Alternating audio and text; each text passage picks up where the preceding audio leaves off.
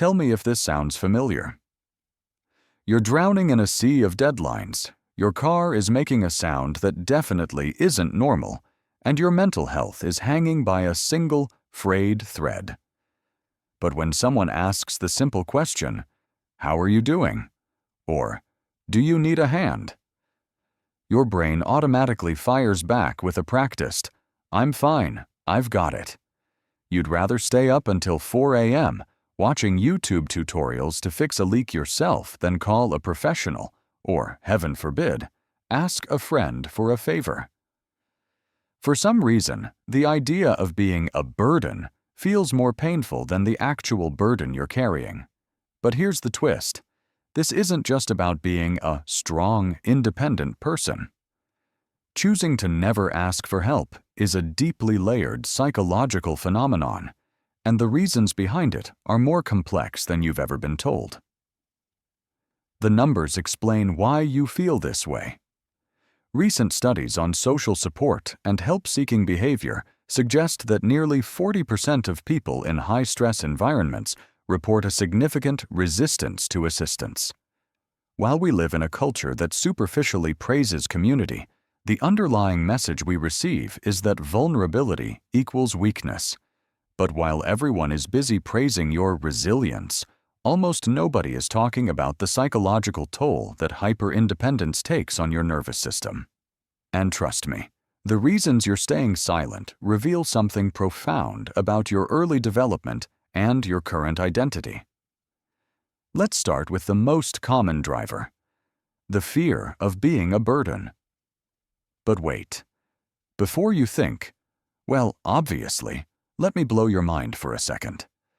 We live in a world where people will share their entire lives on social media, broadcast their political views to strangers, and even ask for money via crowdfunding. Yet, asking a person they actually know for 5 minutes of their time feels like a personal failure. The psychology here is incredible. It relates to a concept called future self-continuity, mixed with a heavy dose of rejected attachment. You see, for many people who never ask for help, their internal model of the world was formed by a concept psychologists call identity foreclosure.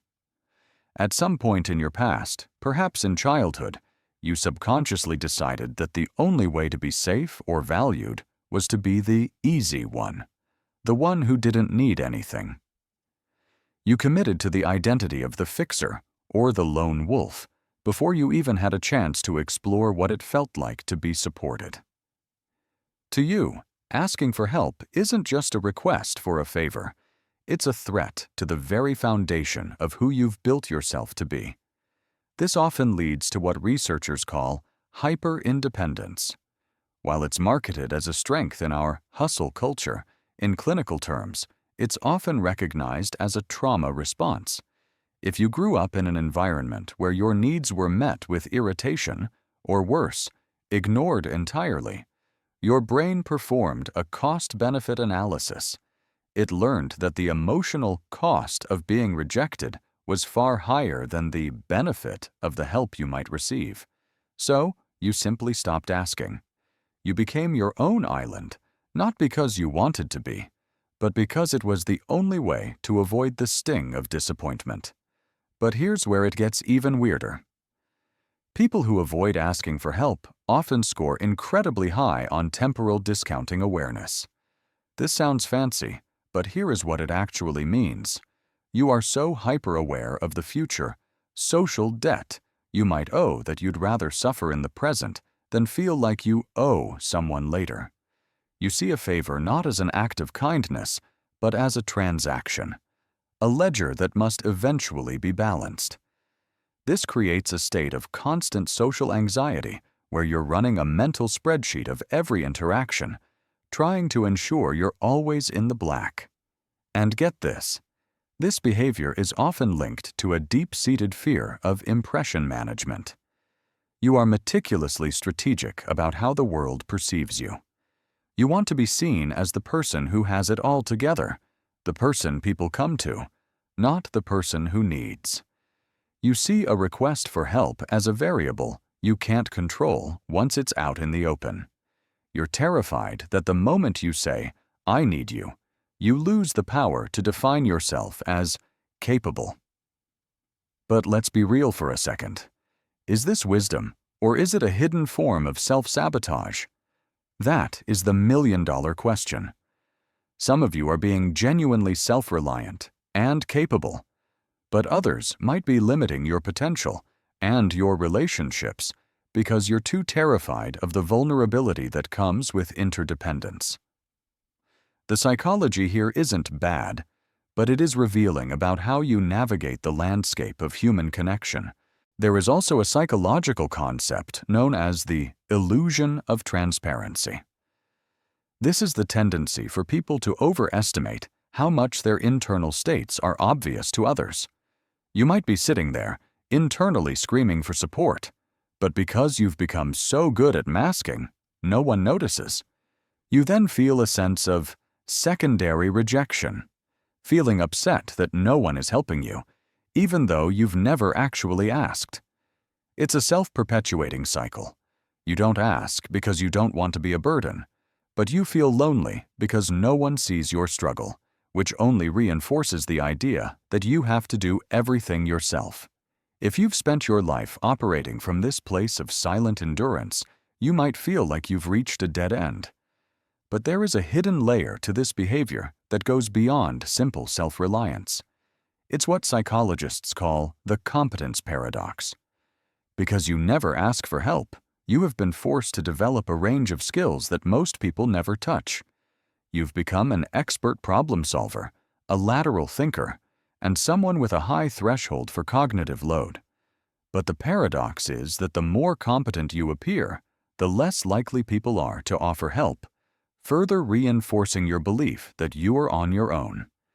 This is where the cycle becomes dangerous, leading to social burnout. A state where you aren't tired of people, you're tired of being the only person you can rely on. This leads us to a concept known as assumptive neglect. When you never ask for help, you inadvertently train the people around you to stop looking for signs that you need it. You've built such a convincing facade of capability that your friends and family honestly believe you're fine. It's not that they don't care. It's that you've denied them the opportunity to show up for you. This creates a psychological distance that can lead to deep feelings of alienation. You're in a room full of people who love you, yet you feel completely unseen because the part of you that struggles is kept locked behind a door marked private. But let's reframe this. What if your refusal to ask for help isn't a permanent character flaw, but a survival mechanism that has outlived its usefulness? In clinical psychology, we look at something called egosyntonic behaviors, traits that are so aligned with your self-image that you don't even see them as a problem. You see your independence as your greatest virtue. But true psychological maturity involves moving from independence to interdependence. Interdependence is the realization that while you can do it alone, doing it together is what makes us human. It's the understanding that vulnerability isn't a leak in your ship. It's the anchor that keeps you connected to the harbor. Think about the Prattfall Effect. This is a psychological phenomenon where people who are perceived as highly competent actually become more likable and relatable when they make a mistake or show a moment of weakness. By never asking for help, you're actually depriving yourself of the Prattfall Effect. You're keeping people at a distance because perfection is intimidating, but vulnerability is magnetic. When you ask someone for a small favor, you aren't just getting help. You're giving that person a dopamine gift. You're telling them, "I trust you, and you're valuable to me." This brings us to the identity reframe. If you are a person who never asks for help, you're likely someone with an incredible internal reservoir of strength. You're a guardian of your own peace. But that strength shouldn't be a prison. Imagine what you could achieve if you took that massive amount of energy you spend managing your image and maintaining your self-reliance and channeled it into collaborative growth. Your hyper-independence is a superpower, but every superhero has to know when to join the team. You aren't becoming weak by asking for help. You're becoming optimized.